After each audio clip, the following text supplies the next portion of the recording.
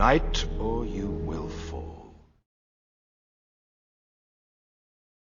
Hi, and welcome to 933 Portland Place, your online source for the patient-to-patient view of chronic pain.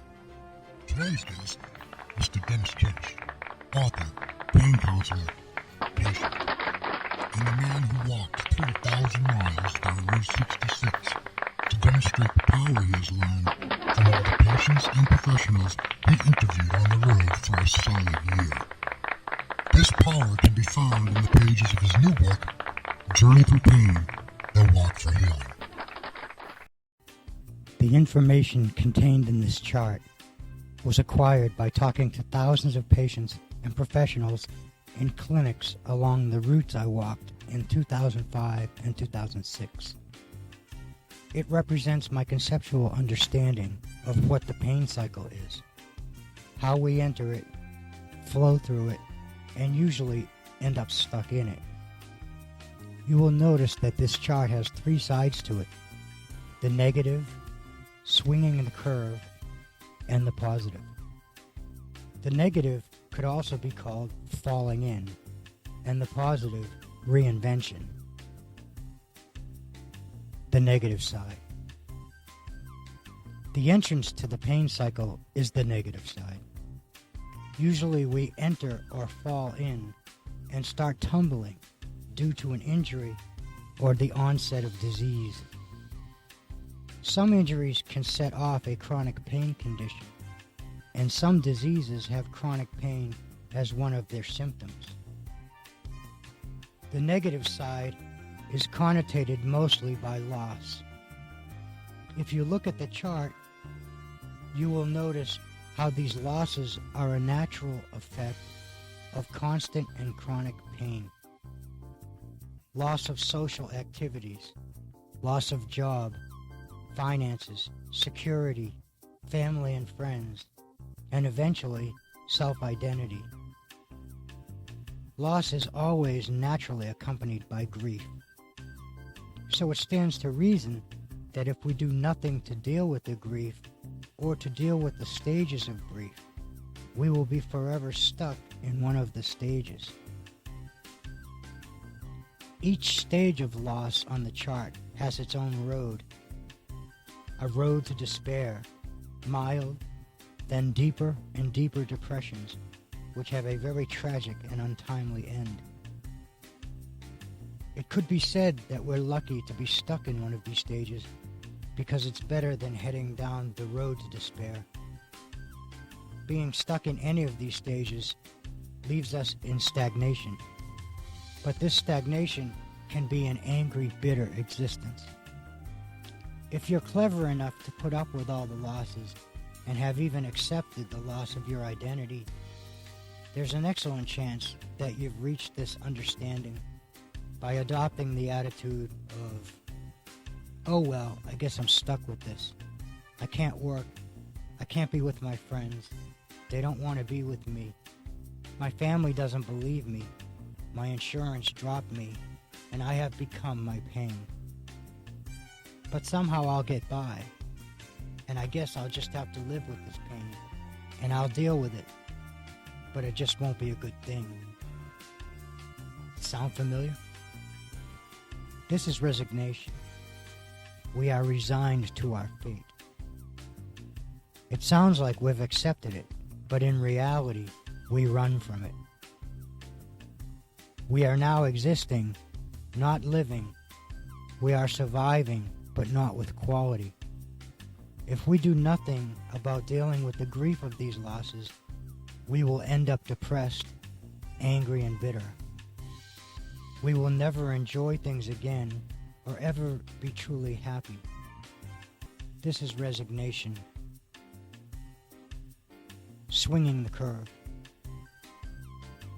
Swinging the curve implies not dealing with the phases of loss and grief, but readying yourself to deal with them. Before any battle, the warrior must prepare mentally, physically, and emotionally. And in the war against the enemy of pain, this is how we prepare. This is a battle like none you've ever fought before. Preparing yourself for this fight means giving up your old notions of how to fight. You need to learn new ways and learn to think differently than you've ever thought before. For this, you will need an open mind. Let me say this again loudly. For this, you will need an open mind. You will need to prepare yourself for your first major attitude adjustment: surrender. Surrender should not be thought of as giving up. We must never give up. It should not be thought of as accepting that it's okay that bad things have happened to you. It's not okay. You are, after all, a pain patient, a chronic pain sufferer, and the last thing you need right now is to be fighting against the tide.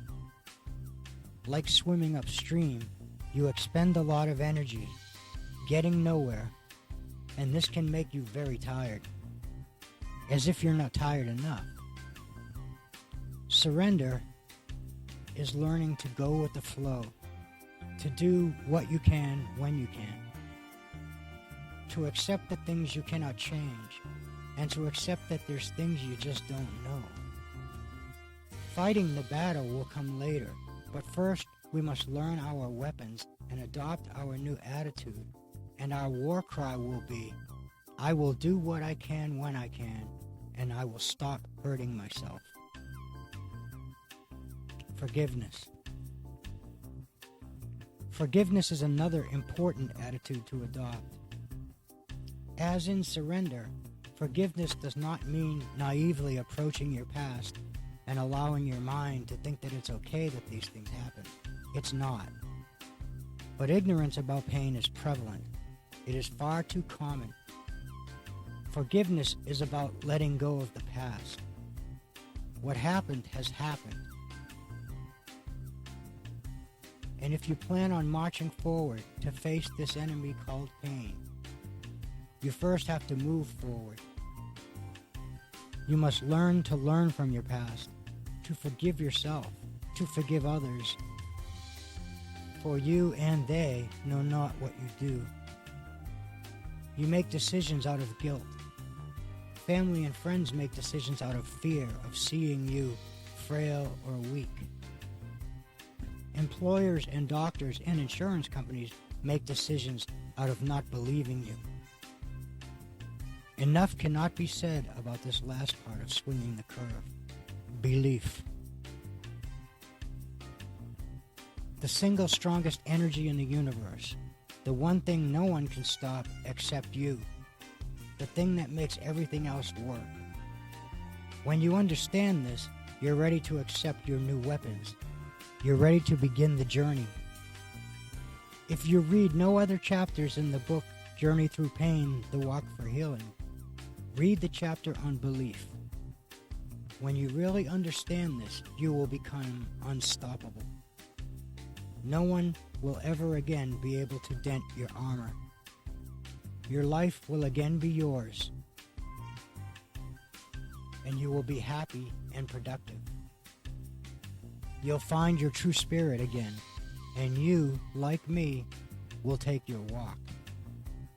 Maybe at this point, you will join me in the fight against pain and ignorance.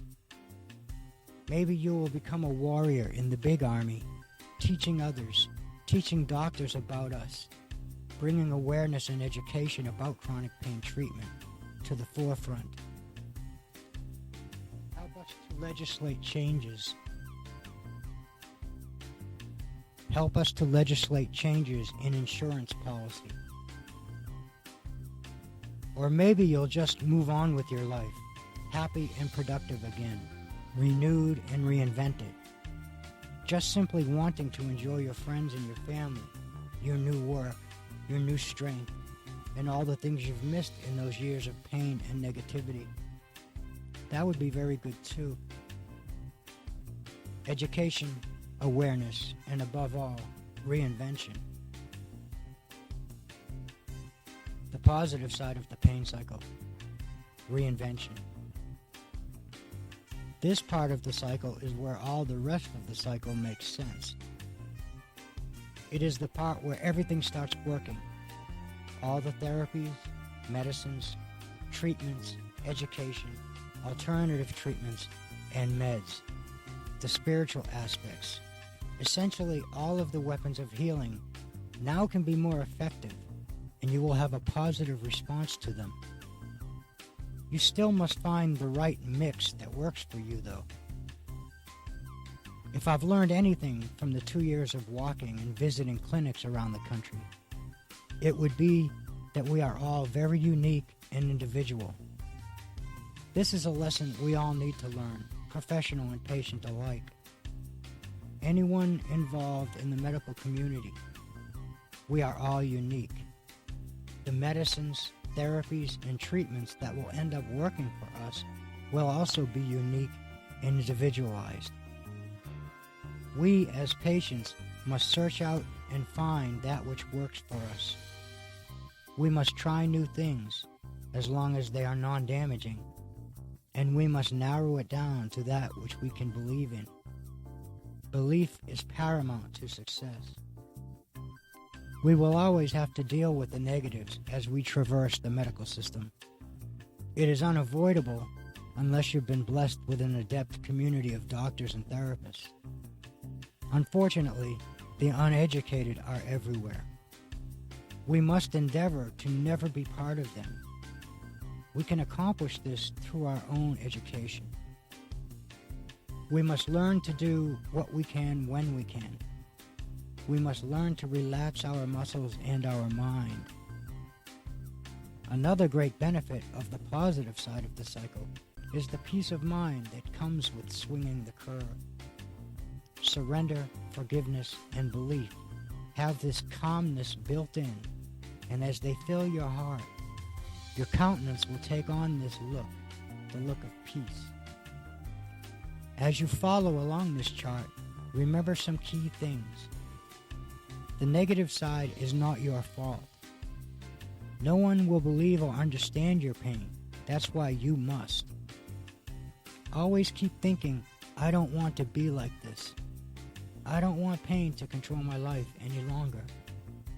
I will begin this journey of education and belief, and I will triumph over this pain to regain my life and my spirit.